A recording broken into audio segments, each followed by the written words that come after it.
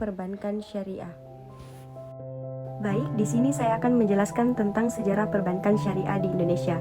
Islam adalah agama yang tidak hanya mengatur ibadah saja, melainkan juga muamalah. Oleh karena itu, sejatinya konsep bank telah ada sejak zaman Rasulullah SAW. Pada saat itu, Rasulullah yang mendapatkan gelar Al-Amin kerap dipercaya sebagai tempat menitipkan harta oleh orang-orang Mekah. Hal ini terjadi sebelum Nabi hijrah ke Madinah. Kemudian, perkembangan kegiatan muamalah semakin berkembang saat zaman sahabat Nabi. Contohnya seperti saat masa Umar bin Khattab yang telah menggunakan cek untuk pembayaran. Meski cek yang digunakan tidak sama dengan cek sekarang, namun konsep keduanya tetaplah sama. Sama-sama untuk alat transaksi. Dengan demikian, sejatinya konsep perbankan bukanlah hal baru dalam Islam. Perbankan syariah di Indonesia dimulai ketika Bank Perkreditan Rakyat Syariah atau BPRS didirikan di Bandung pada tahun 1991 dan PT BPRS Heraukat di Nanggroe Aceh Darussalam yang diperkarsai oleh Majelis Ulama Indonesia atau MUI melalui serangkaian lokarya bunga bank dan perbankan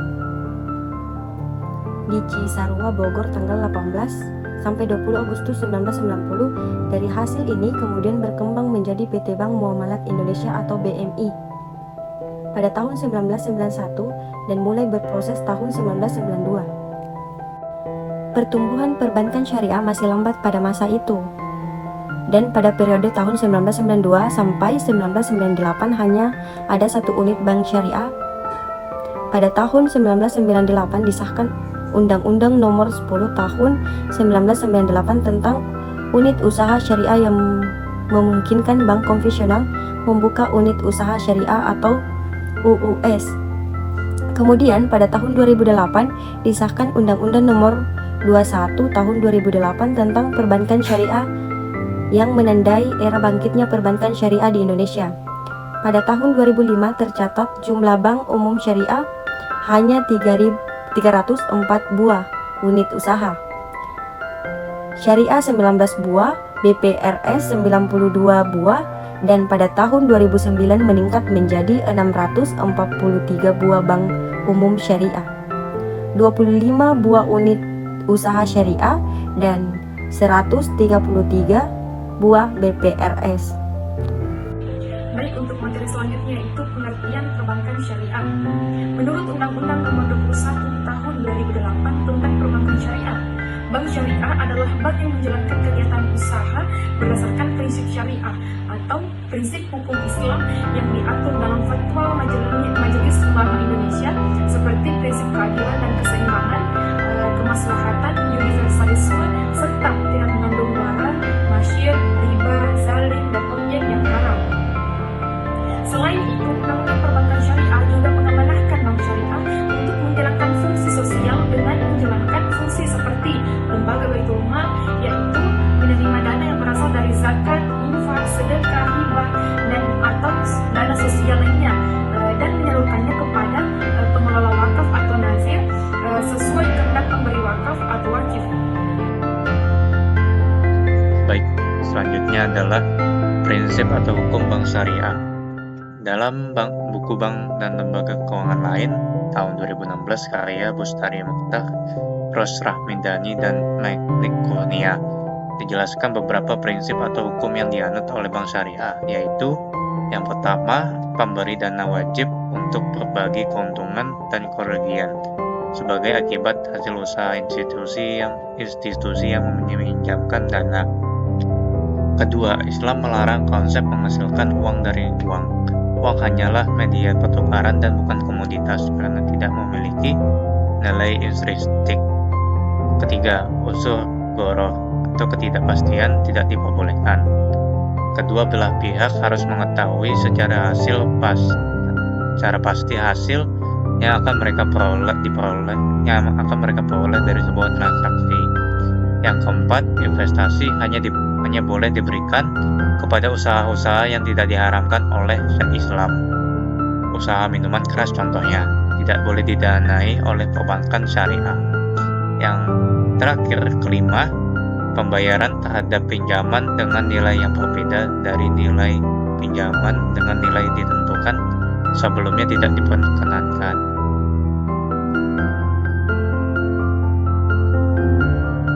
Selanjutnya yaitu fungsi bank syariah. Fungsi bank syariah terbagi atas 3. Yang pertama yaitu bank syariah berfungsi menghimpun dan menyalurkan dana masyarakat. Kedua, bank syariah menjalankan fungsi sosial dalam bentuk lembaga Baitul Mal, yaitu menerima dana yang berasal dari zakat, infak, sedekah, hisab, atau dana sosial lainnya dan menyalurkan kepada organisasi pengelola zakat. Kedua, yaitu bank syariah bisa menghimpun dana sosial yang berasal dari wakaf sesuai dengan kehendak pemberi wakaf. Sekian dari saya. Selanjutnya itu perbedaan bank syariah dan bank konvensional. Perbedaan bank syariah dan konvensional ditinjau dari fungsi dan kegiatannya. Bank konvensional itu intermediasi jasa keuangan, bank syariah itu intermediasi manajer investasi, investor sosial dan jasa keuangan. Kedua itu prinsip dasar operasi.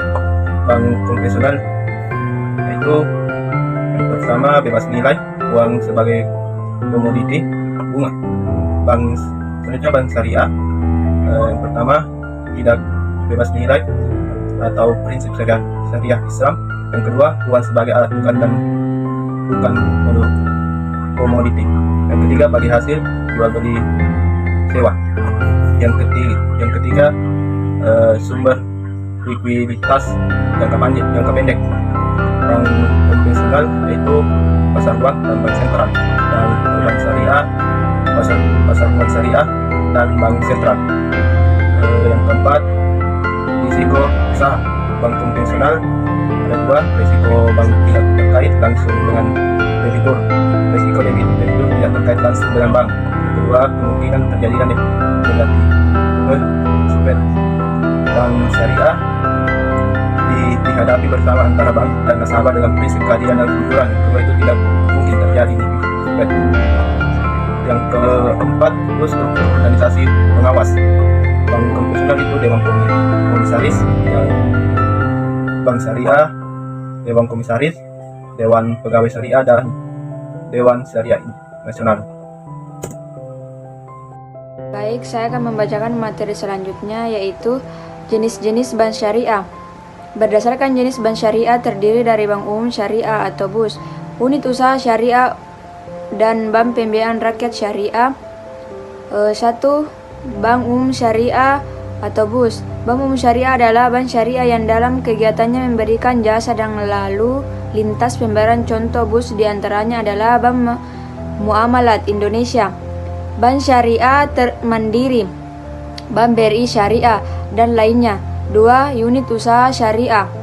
Unit usaha syariah yang selanjutnya disebut UUS adalah unit kerja dari kantor pusat bank umum konvensional yang berfungsi sebagai kantor induk dari kantor atau unit yang melaksanakan kegiatan usaha berdasarkan prinsip syariah, atau unit kerja di kantor cabang dari suatu bank yang berkedudukan di luar negeri yang melaksanakan kegiatan usaha secara konvensional yang berfungsi sebagai kantor induk dari kantor cabang pembantu syariah dan atau unit syariah.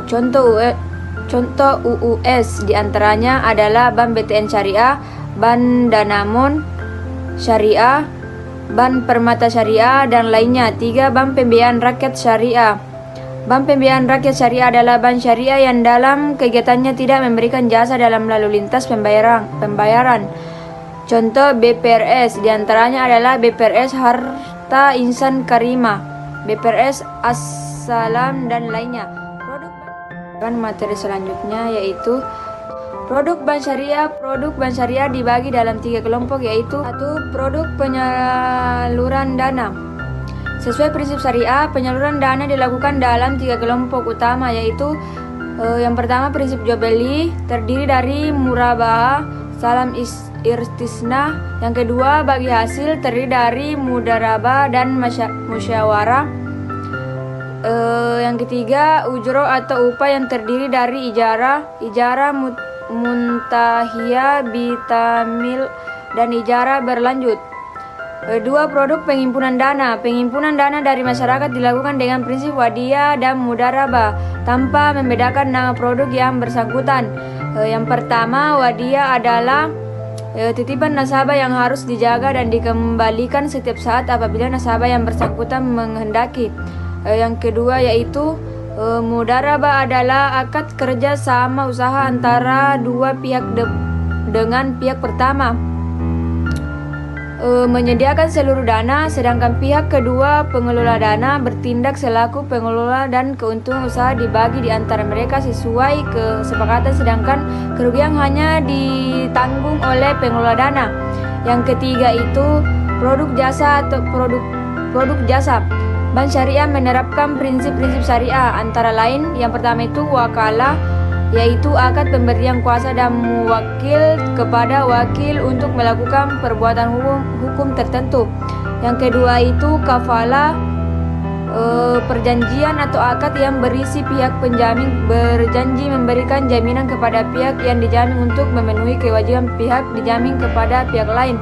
Ketiga itu sarf atau yaitu transaksi jual beli suatu valuta dengan valuta lainnya. Transaksi jual beli atau pertukaran mata uang dapat dilakukan baik dengan mata uang yang sejenis maupun yang tidak sejenis. Selanjutnya hawala, yaitu pengalihan utang dari satu pihak kepada pihak lain. Dan yang terakhir itu ran, yaitu penahanan terhadap suatu barang dengan hak sehingga bisa dijadikan sebagai pembayaran dari barang tersebut. Itulah tadi materi dari kelompok kami. Kurang dan lebihnya mohon dimaafkan.